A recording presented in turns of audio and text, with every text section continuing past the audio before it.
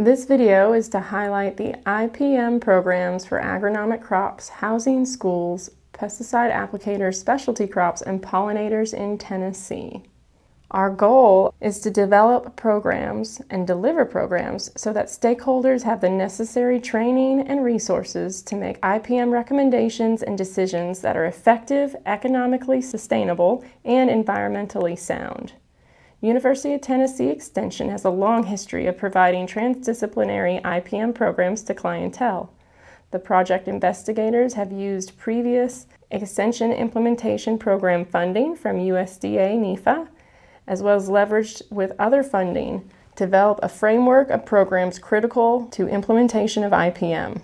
This has included a synergistic relationship with other UT scientists, a strong county-based extension program, and with extension programs across the nation that help to disseminate and evaluate IPM programs. Specifically with the primary priority area of IPM implementation in agronomic crops, our efforts directly address the efficiency of suppression tactics and will demonstrate least cost options and management alternatives to encourage crop production practices and pesticide use that optimize control while minimizing negative effects on the environment and human health. Within our group, we have UT Extension specialists from disciplines including entomology, weed science, plant pathology, soil science, and agronomy. Some of our specific objectives include continuing to develop and update web-based IPM applications for field crop management, including our utcrops.com and other suite of applications online. Additionally, we continue to monitor and report native and exotic insect pests and diseases, as well as evaluate for Bt and fungicide resistance, including in-lab assays. I'm Heather Kelly, Field Crops Plant Pathologist and IPM Coordinator at University of Tennessee. And so while I'm the lead of the EIP program, I also help organize the agronomic crops priority. And so with that, one of our big goals is to train not just our farmers, but our trainers, the county extension specialists, if you will, the county agents. And with that, we do in-field training. So such as here, getting ready when we do soybean scout schools every year, we take them to the field and try to not just teach them about the pests and pathogens that they would encounter and how to manage them, but even how to correctly growth stage a soybean plant.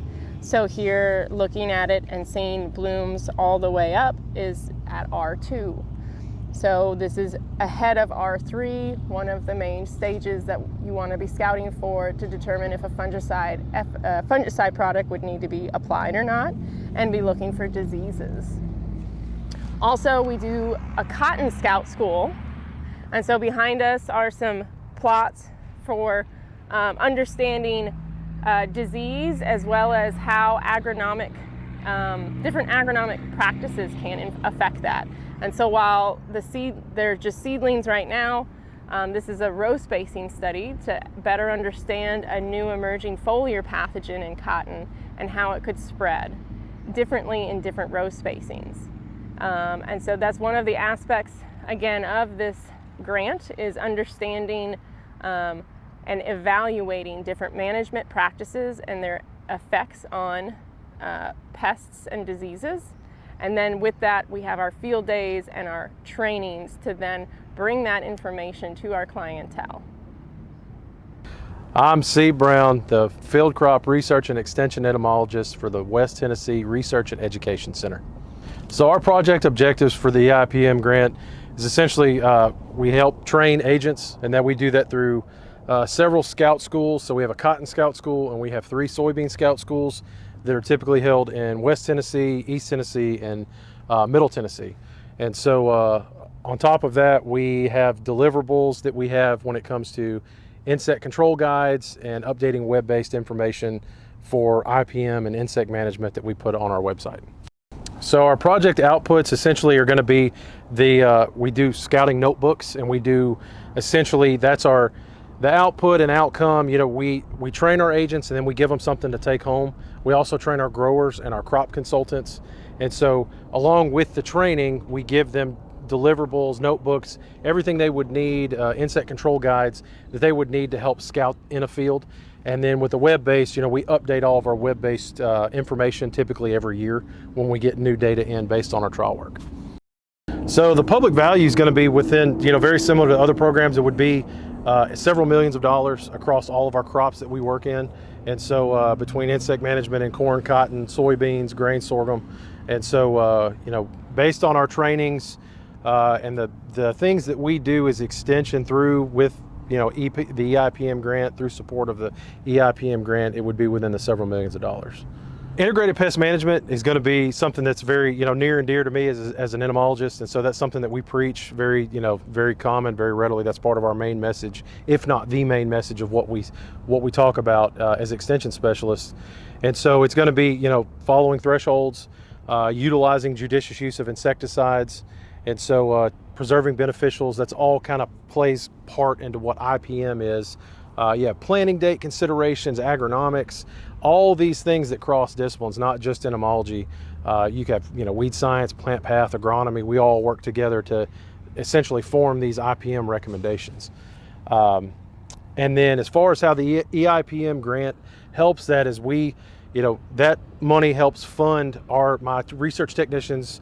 It helps put together our scout schools, so we have the ability to travel, we have the ability to put the publications together, the monetary ability to buy everything we need, and so that's really a fundamental component of our IPM program, is having the support of the EIPM grant.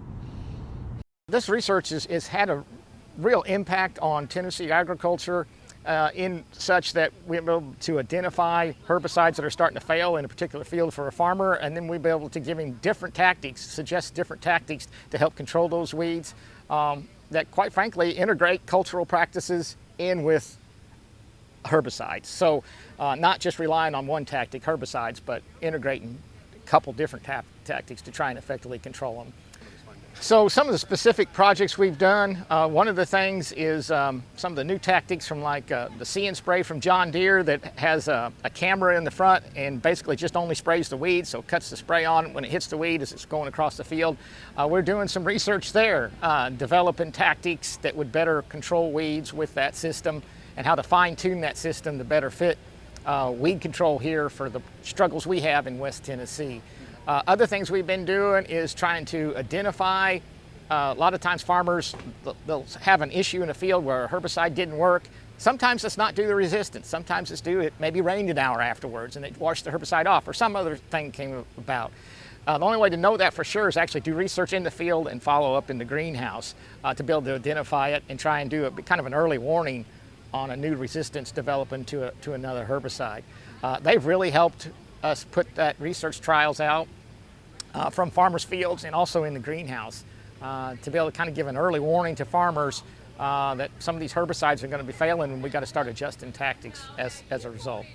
A lot of number of things in the future we want to do as far as using those funds, and really grateful for those funds. I couldn't hire the folks I've been able to hire, and some of them have gone on now into agriculture and the crews, or they probably wouldn't have otherwise. But that research just couldn't get done without the people. I have to have the folks to be able to do it. There's a lot of intricacies to it, and you need a number of good folks to be able to help you lay out research trials, get them sprayed, help rate them, help maintain them. I couldn't do it without those folks and that support from that grant. Hey everyone, my name is Jake McNeil, and I'm the Extension Corn and Soybean Specialist with the University of Tennessee Institute of Agriculture. I'd like to talk about how I and my research program have utilized EIP grant funding for the implementation of IPM practices in Tennessee, and particularly corn and soybean crops. A few examples of how we've utilized these funds have been to develop and keep updated a searchable database, which you can find at utcrops.com. A couple of specific examples would be that we now have various pest, weed, and disease guides. These can be identified and management practices listed. We also have a searchable variety database, corn, cotton, soybeans, wheat. And we also have a blog page whereby you can utilize utcrops.com to access up-to-date posts for in-season management issues for IPM topics. In the state of Tennessee, we have ag agents in each of the 95 counties in our state. And as a result of EIP grant dollars and how we have utilized them, we have seen the adoption of IPM practices across our state increase dramatically. A second objective that we have accomplished with EIP funds have been to coordinate and facilitate intensive in-season agent training with ag agents across our state, educating them on practices that will allow them to adopt and utilize IPM management. Specifically, 2-day agent in-service trainings are held annually to address knowledge gaps and current management practices with agents across our state. Specific examples of these include, of course, IPM management, soils and nutrient cycling, variety selection, and of course, pest and disease management. IPM, or integrated pest management, truly is an integrated approach requiring all of our best efforts. However, when adopted and utilized effectively, it is the best means by which we can improve both on-farm profitability and increase the environmental sustainability of our production practices. My name is Tyson Raver. I'm the Cotton and Small Grain Specialist here at the West Tennessee Research and Education Center with the University of Tennessee. My role in the EIP project was predominantly focused on extension agent education as well as variety testing. We're actually standing right now in a variety trial that would be established with funds like what we got from the EIP project. We run these type variety trials all through West Tennessee and Middle Tennessee, basically so we can represent or capture variety response in all of Tennessee's cotton producing areas. So we have several deliverables. First and foremost, we're going to take these variety trial results, analyze those, generate turnout and fiber quality, analyze that, and then compile that and publish it in a extension publication that we'll deliver to our clientele. That'll often be delivered either online or individuals will come to the extension offices in each county and pick that information up to have an idea of what varieties best fit on their farms. We also use some of these funds and some of these locations to help train our county agents. We've got a large group of young agents. We had a big retirement of a lot of our seasoned agents in the recent past few years. And so we use these to kind of help train the agents to understand what's different between each variety, what characteristics we're looking for, how do we manage the crop, not only from a maturity standpoint and fruit retention, but late season from a defoliation, plant growth regulation, basically from A to Z. We're going to be able to produce more per acre with less input, create the most economic value from each of these acres, and then passing that information along to our agents, who can then in turn pass it to the clientele. Tremendous amount of value in just the variety testing program alone. Conservative estimates of the value consistently break millions of dollars just for the state of Tennessee. My name is Mtifafa Adute. I'm an assistant professor in the Department of Biosystems Engineering at University of Tennessee, and I'm also the soil fertility and nutrient management specialist at Tennessee. For this EIP project, there are two objectives that we're looking at. The first one is to look at the relationship between soybean plant nutritional status and frog eye leaf spot disease. And the second one is looking at how to optimize, or what is the optimal nitrogen fertilizer recommendation for dryland corn production systems in Tennessee. We've published part of the results from the nitrogen trial, the nitrogen management trial at utcrops.com. We've also presented part of this information at grower meetings as well as in-service training. One of the impact we see, particularly from nitrogen management, is that we don't want farmers to under-apply or over-apply. And what our research did was it has given us results that we are confident enough to share with growers. And the results from the plant nutritional studies, we're working on it. But one thing we saw was that potassium nutrition had a very strong relationship with disease susceptibility. I'm Karen Vale, the Extension Urban Entomologist at the University of Tennessee. Today I'm going to talk to you about some of the programs that we have with the Extension Implementation Program. I have two programs. One is for implementation and training of housing IPM. And here we've been promoting the use of building-wide inspections for bed bugs. Most managers, housing managers, rely on residents to report a bed bug infestation, and they're unaware of how widespread the infestation is in their buildings. So we come in, and generally we go to low-income high-rises for the elderly and disabled. That's where we're seeing the highest infestation rates. And we'll go in, and two people go in. It takes us about 3 minutes to go through a building, through an apartment, I should say. I'll go do the bed. We take the bedding off. We look around the edges, the obvious places where the bed bugs will be found. My support staff then go to the upholstered furniture in the living room, and we'll look there and maybe turn pillows over, but we don't turn or flip any furniture. So we just go to the hot spots, and we can find the bed bugs if they're there typically. If we're suspicious that they're there but we can't find them, like we see cast skins or fecal specking, or we see cans of bed bug spray next to the bed, or the resident happens to be there and mentions they were getting bit or they saw a bed bug, then we put out monitors. These are basically, well, I have one here. These are just a plastic dish that's angled. It's rough on the outside. The bed bugs can climb up, and they're trying to, we put these under the legs of the bed or the legs of the upholstered furniture. Carbon dioxide is the long distance draw for bed bugs, and so they're negatively geotactic, so they're climbing up towards that carbon dioxide. They climb up the rough surface, and then they fall into the smooth surface, and they can't make their way out. And so we'll come back, we'll place these where we suspect bed bugs are present, but haven't found them, and come back 2 weeks later and inspect the monitors. And so we've done that for this grant from 2021 through 2024. We've gone through 7 buildings, and we've averaged less than 20%, about 18%, the lowest infestation rate being 3.4%, but all the way up to 45% infestation with bed bugs. Along the way, we started noticing cockroaches were abundant in these apartments too, and so a few of these inspections we put out sticky traps for cockroaches. So we would go in and put one by the sink, under the sink, by the stove, by the refrigerator, and then one behind the toilet in the bathroom. And then when we come back 2 weeks later, we would check. And what we realized is that the German cockroach infestation rates are much worse than what we were seeing with bed bugs.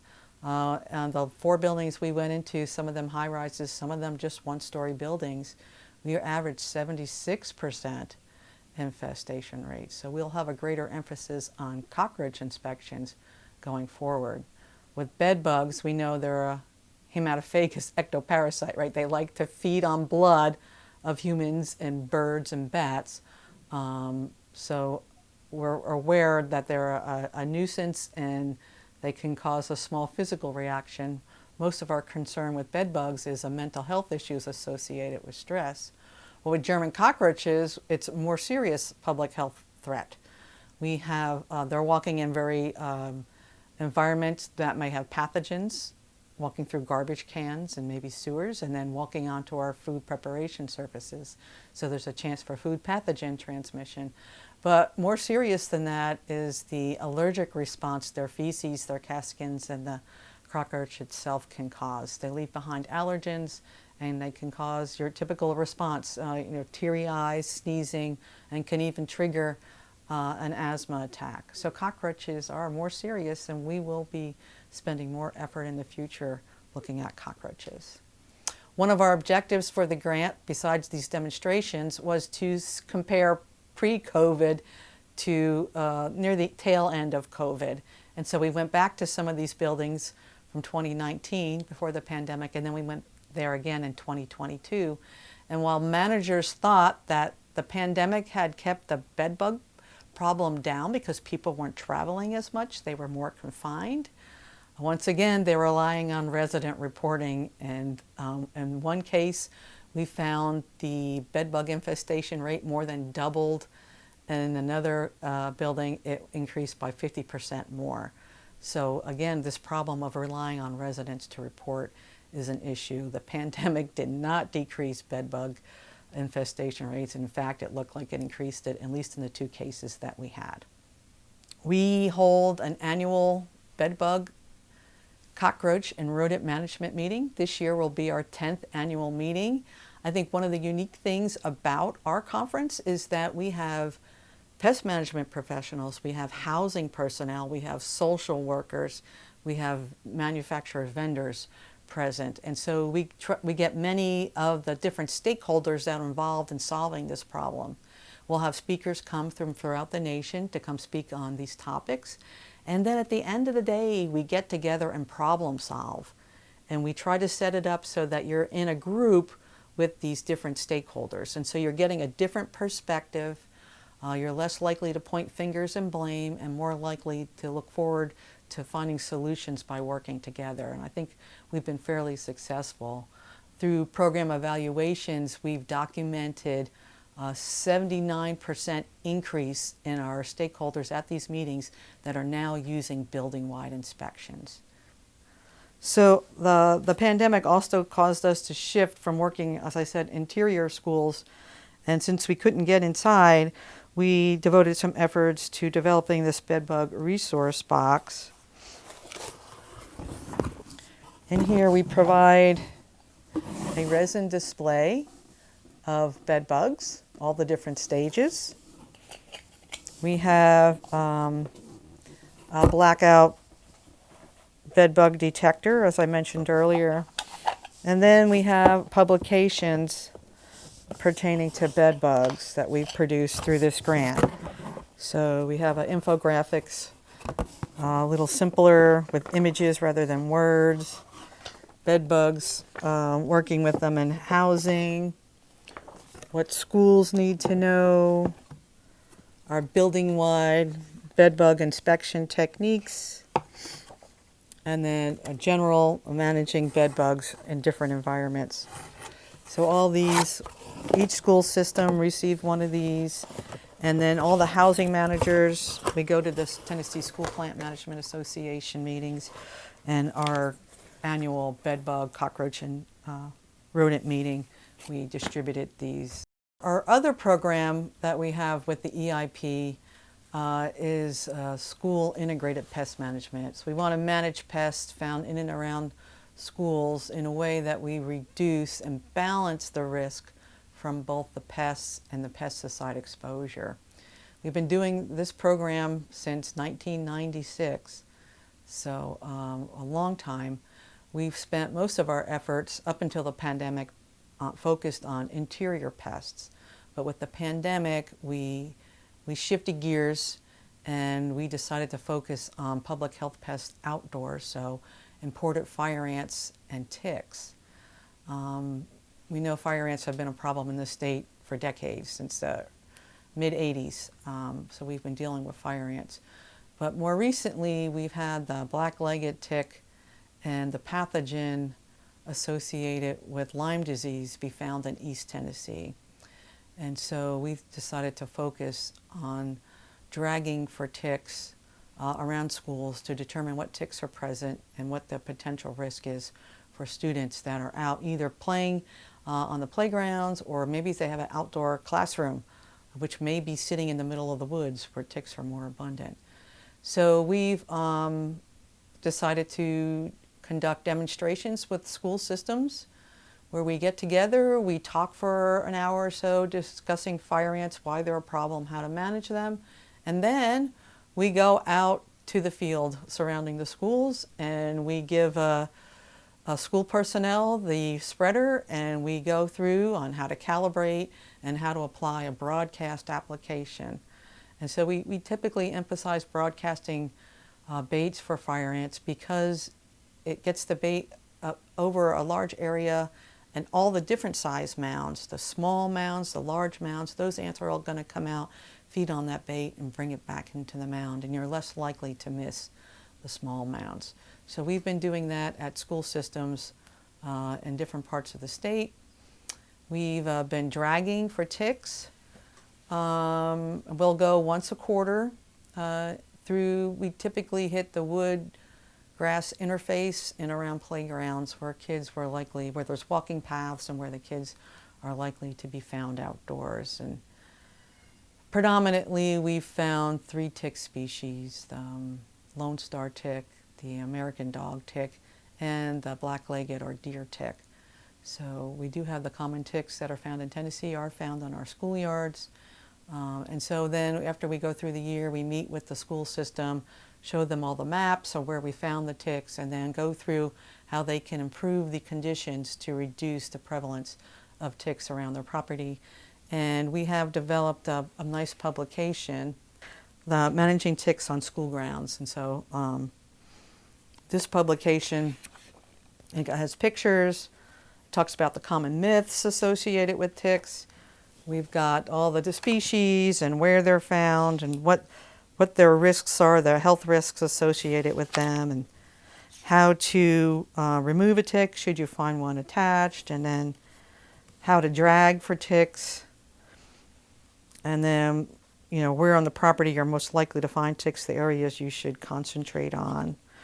And then ticks are found in areas that retain moisture, so removing leaf litter, cutting down tall vegetation, grass, so you don't have grass overhanging pathways, so people aren't being exposed to ticks that way, and how to communicate with parents on for tick prevention and for tick checks at home if the kids have been outside. And we share this publication with the school.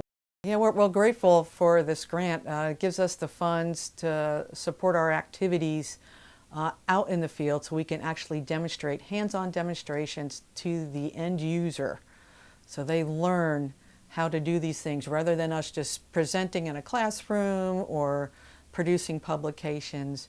We actually go there, we demonstrate how to do it correctly, and then we have them do it. So it's beneficial for all our stakeholders to receive funding from this grant. Hello, I'm Darryl Hensley. I'm the Pesticide Safety Education Coordinator at the University of Tennessee. I provide trainings for private applicator as well as commercial applicators here in the state of Tennessee. My primary thrust is with commercial applicators that I do a lot of training in person. Private applicator training, I develop training materials for our county personnel, and they present those topics to their clientele in the counties. For commercial applicator training, prior to starting off the training, I hand out surveys, and basically it's questions, and the questions are dealing with mainly IPM, and I incorporate those into the testing as well. But I want the individuals there at the training to understand how important IPM is in their application of pesticide products. So I do ask them a lot of questions, like when should they be applying a pesticide if they're applying outside to protect bees. And so I have a question on there, when should you apply the pesticide product? In the morning, in the evening, in the middle of the day? And so they go through and select the proper answer and kind of get an idea from them prior to them going through the training to see what they do know. After I go over a lot of the information that deals with integrated pest management, or IPM, at the following of covering everything information-wise, I give them the same test over again and see if they improved. And the majority of them do improve, and I'm glad they do. However, what I have noticed by providing the same exam, during the true exam over the materials, they are less likely to second guess themselves.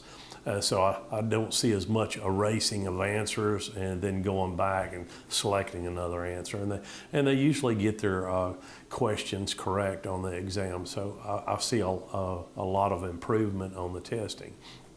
Since COVID, I've changed up some of my methods. Instead of handing out papers, we have gone to using Microsoft Forms, where we can use a QR code. And all they have to do is come into the classroom, and they usually have their cell phones with them. They take a snapshot of the QR code, which takes them to a website, and they answer the same questions that I had on paper.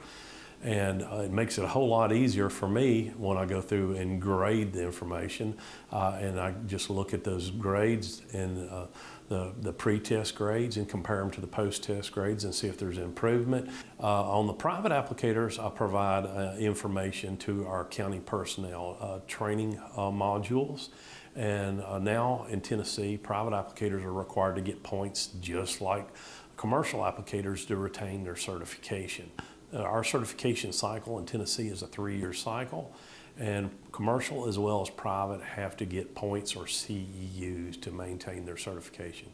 We've put together a presentation on labels so individuals can understand the label a little bit better than they do, and so I've shown them a label where the common name would be located, the trade name's located in the label, as well as how you apply these products. Just because you apply it in soybean production does not mean that's the way you apply it in cotton production. So you've got to read the label, know where to find the information, and put 2 and 2 together to make sure you're applying the product properly.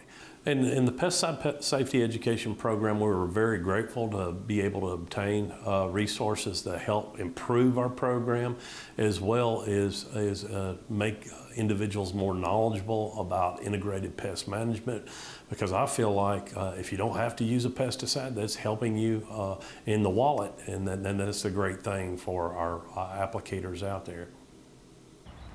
I want to thank everyone for the opportunity that the USDA CPPM EIP grant has provided us at the University of Tennessee. I work with beekeepers as well as other stakeholders that interact with pollinators. So whether those be growers, whether they be gardeners, whether they also be people like veterinarians or extension agents that are trying to help the stakeholders, the funds from these grants allow us to not only improve our programs, but allow us further access into communities that we wouldn't normally have access to. So we really appreciate these opportunities. One of the really fun things that we're able to do is to bring together different levels of stakeholders that interact with pollinators. So most of my time is spent with beekeepers, and it's allowed me to do more with my master beekeeping program and spending more time in terms of teaching integrated pest management philosophies and strategies to those beekeepers to effectively monitor for things like parasitic mites, to make the best and informed decisions in terms of doing treatments and management.